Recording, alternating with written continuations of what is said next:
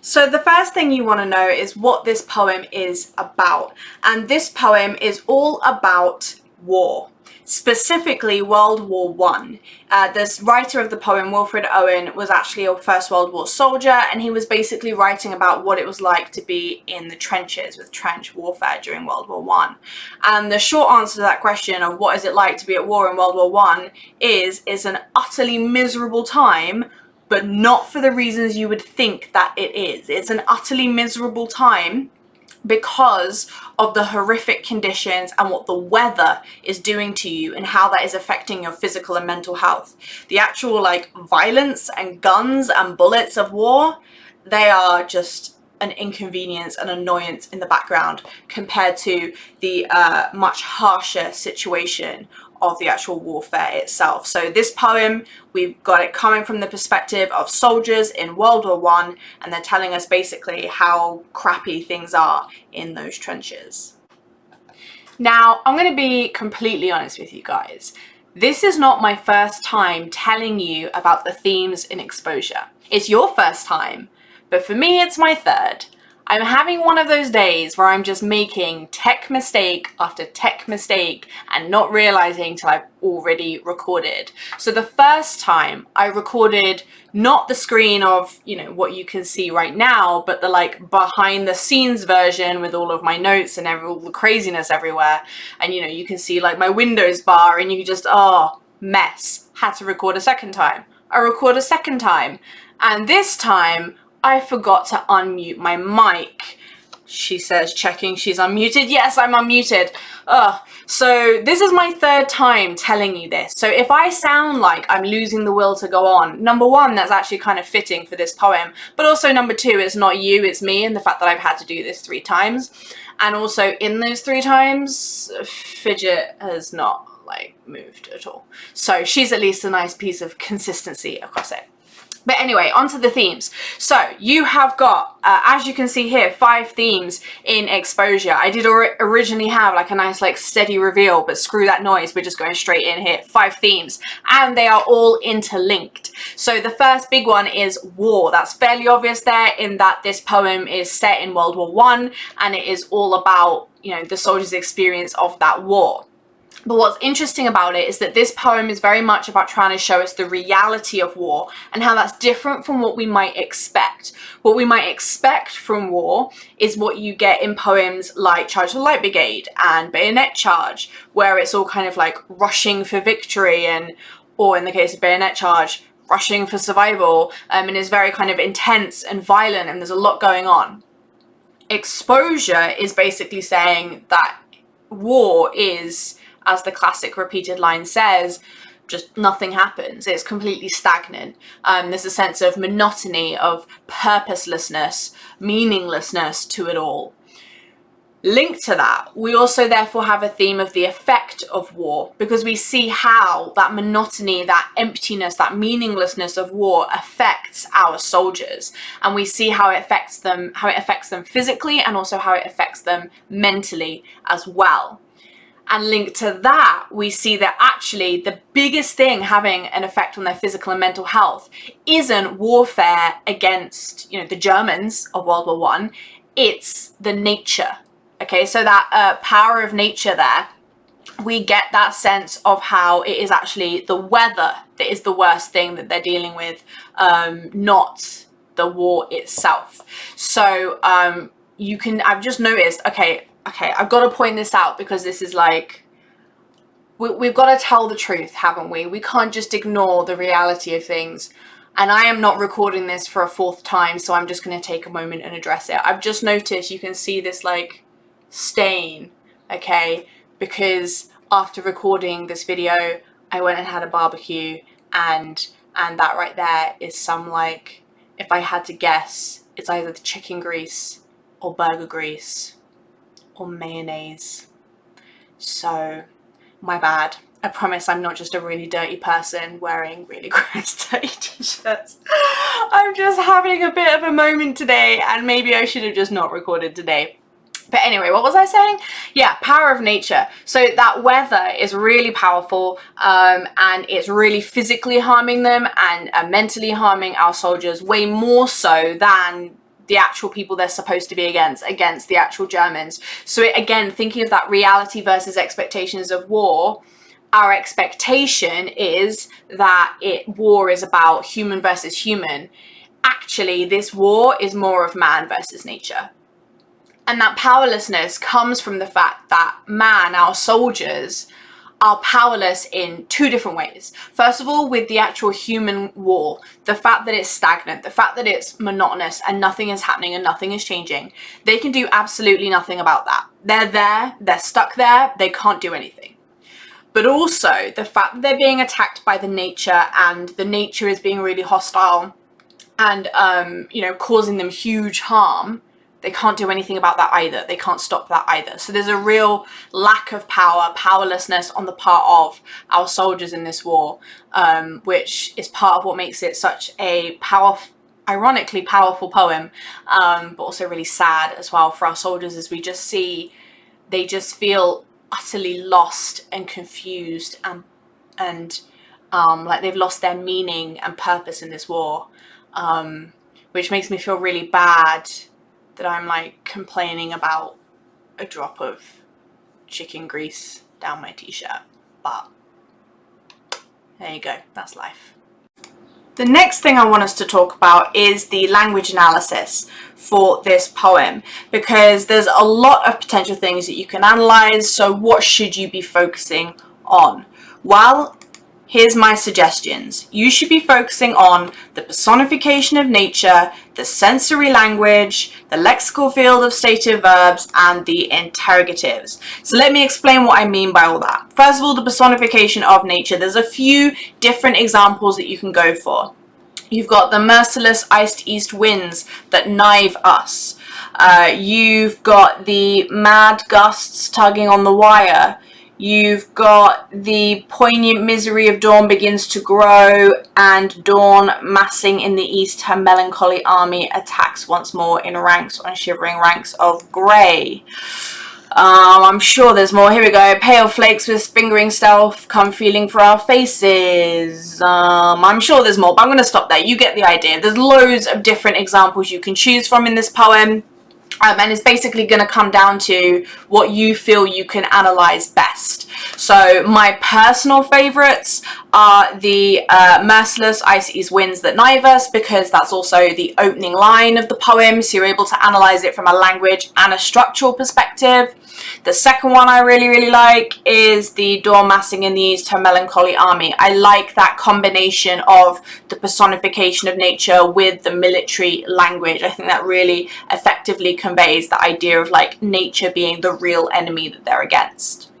You want to make sure you're analyzing this personification of nature, because that is really important in conveying those themes of man versus nature, nature being the real enemy, the power of nature, all that good stuff. The sensory language is key in showing that kind of misery of warfare, and what war is like, and especially its effect physically and mentally on our soldiers. So we've got stuff like, again, I can't find it. This poem is too long for me to skim read and find things. Hold on a second. So you have got sound in things like sudden successive flights of bullets streak the silence, and that's reinforced by that sibilance as well, all of the S's reinforcing that sound that is going on there. You've also got more sound over here with the flickering gunnery rumbles, like a dull rumour of some other war, so that's another good example of sensory language for sound, because of that simile as well, and how it feels like, you know, the war isn't even part of what's going on here. That's not even the real battle at hand. Again, the true battle is man versus nature. You've also got the kind of imagery, like low drooping flares, not the imagery, sorry, the visual of the low drooping flares confusing their memory. You've also got, let me find it, hold on a second, blue. You've also got the touch with stuff like the rain soaks. So again, that sense of just like nature all kind of covering them as well. So across all of the different, and again, that's not all of the sensory language, there's more in this poem, but essentially what we get across all of the different senses is this sense of there being a confusion. Okay, because on the one hand, there appears to be really like strong, violent things going on, flares and bullets and all that kind of stuff. But actually, for them, it just fills silence, and it's a rumble, and it confuses their memory. It's not having the impact perhaps they thought that it would have. And again, that fits with that. What is war really like? The actual hard warfare, the violent warfare you might expect, isn't the reality. That actually is actually something quite distant. And what you get instead is the sensory language all to do with how the weather is affecting them. So that's going to kind of clash with our personification of nature here, but we've got things like the fingering stuff that comes feeling for our faces, the frost that will fasten on mud and us, shriveling hands, puckering foreheads, crisp, eyes are ice. You've got all of that imagery to do with, you know, what nature is doing to them instead. So it's that juxtaposition between the kind of disconnect with the actual World War I that's going on and the feeling of the very real battle that's going on with the nature around them. That lexical field of stative verbs, if you're not familiar with what a lexical field is, then you need to have a look at my video, how to analyze word choice, lexical field, semantic field, and I feel like there's something else in there as well. But yeah, definitely those three, how to analyze word choice. But just to give you the gist right now, lexical field, when a writer uses lots of the same kind of word class. And what we've got in exposure is a lot of stative verbs. Stative verbs are verbs that are to do with your mental processes. So we've got stuff like being awake, being worried, aching, hearing, knowing. There's going to be more in there, but you get the idea. So that's a lexical field of stative verbs is really highlighting how passive they are in this war, how much they are not getting to do anything, that sense of purposelessness, that inactivity that they're going through, but also the effect of war on their mental health, and it really kind of shows the effect that it's having on them mentally. I would also say, separate but similar to this, is whenever we have dynamic verbs, they're often really passive dynamic verbs. Like we get the verb watch in there a couple of times, and like cringe, it's all like responding to an activity, not being active yourself. And again, I still think even though those are dynamic verbs, that still fits with the passivity to the warfare. They aren't actively doing anything themselves, they're just watching stuff happen. The final thing is the interrogative. So interrogatives, in case you are unaware, unfamiliar with the sentence type, it's just a fancy way of saying questions. So we've got, you know, what are we doing here? Is it that we are dying? So with the questions, I think that's part of showing the confusion that they're feeling. The confusion of, you know, what is our purpose? What is our point? The meaninglessness of war, and also their confusion around what's happening to them. That is it that we are dying, for example. So I would say the interrogatives add to that sense of feeling purposeless, feeling confused, all that kind of stuff that we see with the soldier. So those, I would say, are the kind of top 4 language things I would analyze. I think that gives you a great spread of all of the themes to be able to talk about, because again, they often work for multiple different themes as well.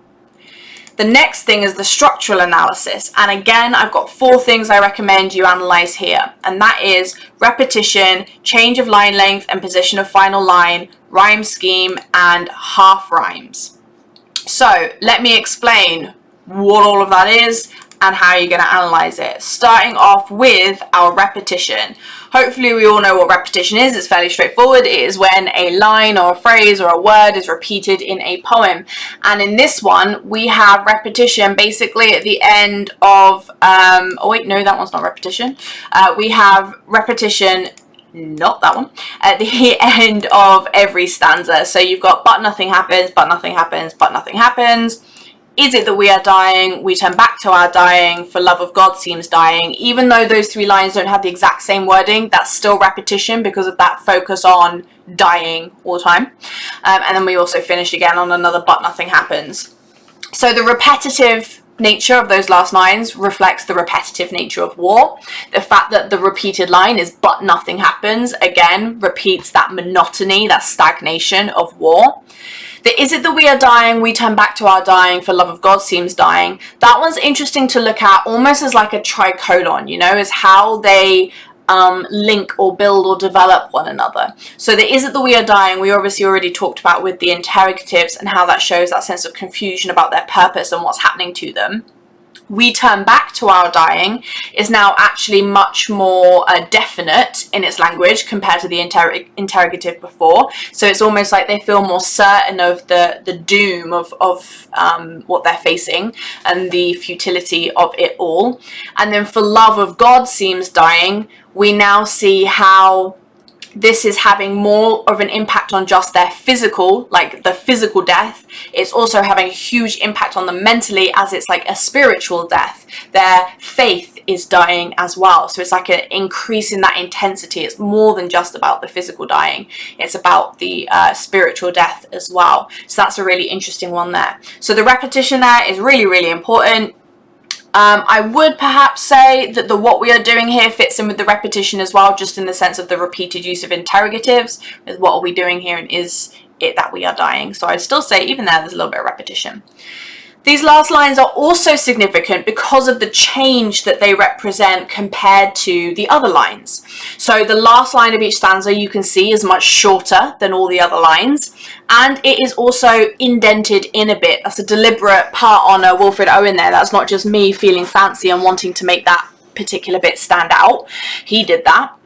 And in terms of why he does that, well, it seems kind of fairly obvious, because if you just look at it visually, those lines really stand out on the page. And the same is true of the meaning. That's what he really wants to stand out. That is the core message. That's why he repeats it, and that's why he gives it a different line length, a different position, because that is the core message of this poem. Number 1, nothing happens, but also number 2, we are dying physically and mentally. And that is, you can essentially say, if you looked at nothing else in exposure, you can understand the entire key themes of the poem just from but nothing happens and like we turn back to our dying. Just those 2 lines would be enough to really get exposure. So that is part of making the key themes come across really significantly there. The third thing I want to talk about is the rhyme scheme. So just to back up a little bit and explain what I mean by a rhyme scheme. So a rhyme scheme means that the poem follows a pattern in how it rhymes. It's got, and how we identify that pattern is using the letters of the alphabet. So for example, Exposure has an ABBA rhyme scheme, and this is where you're going to get to see my magnificent handwriting when writing with a mouse. Look at that thing. Oh! ABBA should be so proud of me right now. There we go. So Exposure has an ABBA rhyme scheme. So that basically means the lines that all are the A's or rhyme, the lines that are the B's or rhyme.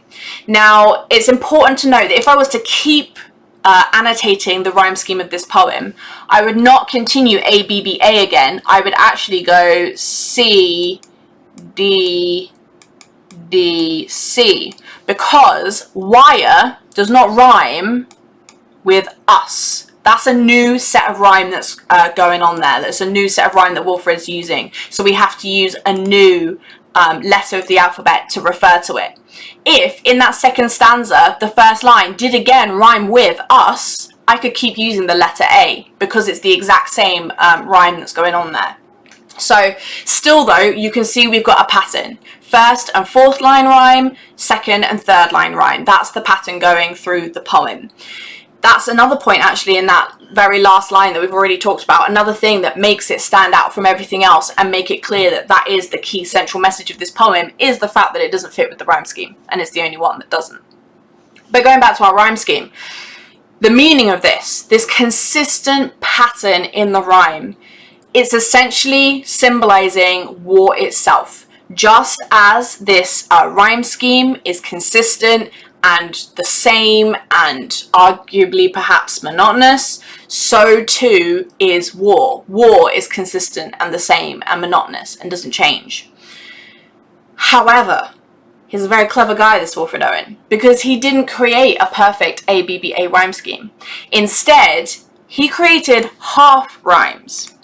What I mean by that is that the words almost rhyme, but don't always completely. So us is not a perfect rhyme with nervous. A wire is not a perfect rhyme with war. Brambles is not a perfect rhyme with rumbles. They almost rhyme, but don't quite. So that is a deliberate thing by Wilfred Owen. I'm not just saying this is a rhyme scheme and not able to read and see that those words don't rhyme. It is a rhyme scheme and they're not supposed to fully rhyme. They are half rhymes, because that, in our brains as humans reading this, that unsettles us. Okay, it's really annoying. It's like that person who, like, you know, sings half of Happy Birthday and then stops, or something like that. Like, you're not quite fitting. It doesn't quite feel complete. It doesn't quite feel finished. It doesn't quite feel right. And that again fits with what Wilfred Owen is trying to say about war. That kind of jarring nature of it, of on the one hand it is monotonous and it's constant and it's never changing, but on the other hand there's something really unsettling and uncomfortable and you're never able to kind of like fit and relax into it. It's always just, something is just always off about it. So that in itself is also symbolic of war. So you can see here that he's actually put a great deal of thought into the structure of the poem and how he can use that to help reinforce the message that his language is getting across. Because that's the key thing I want you to remember about structural analysis. You shouldn't be doing it on its own. It should be something that you do as part of your language analysis. So you'll analyze the language of but nothing happens and is it that we are dying, and then you'll analyze how the meaning of those is reinforced by the structure, or you'll analyze some kind of language to explore how Owen is saying that war is monotonous and purposeless, and then you'll reinforce that with your analysis of the rhyme scheme, that kind of thing. The next thing I want us to talk about is the context. So the context for this poem is pretty obvious. As I've already mentioned, Wilfred Owen was a soldier in World War I and he died there. Really, really sad, and I am incredibly grateful for his service, but and his gorgeous poetry as well. So that's your kind of obvious context for this poem. He is influenced by his actual environment, by what's actually happening to him. That is what makes Exposure different from poems like Charge of the Light Brigade and Bayonet Charge, because in both of those cases we're dealing with a poet who has not been at war but is trying to kind of imagine what it was like, and also think about how different the presentation of war is in Charge of the Light Brigade and Bayonet Charge. Well, actually Bayonet Charge is a bit more similar but still very different to Exposure. So you can argue that the reason for that difference between those kinds of poems is because Wilfred Owen was actually there, he actually lived it, he actually experienced it. You can also say that's something it almost has in common with Remains. So obviously with Remains, Simon Armitage wasn't at war himself, but he was reporting the, he interviewed real soldiers to get the real experience, and he was trying to really, in his poem Remains, really trying to recreate an authentic account of an authentic soldier experience. And Remains is also very heavily focused on the mental health aspect. So in that sense, you can also compare Exposure and Remains. By the way, I've just realized I'm assuming here that you're watching this video because you're doing the AQA anthology poetry of Exposure. I'm sorry if you're not and you're just looking for contextual information. If you're just looking for contextual information, you just need to know the poet was actually at war, and therefore Exposure can be seen as an authentic representation of war itself. But as I've just mentioned, if you're doing anthology, use the context to help you compare to all those other war poems. But yeah, that's basically it of what you need to know for the context of this poem. It's not particularly complicated. That brings us to the end of this video of the top 5 things that you need to know about well, Exposure. I don't know why my mind blanked there and I forgot that we were looking at the poem Exposure. That's a very strange thing for my mind to blank on, but it did.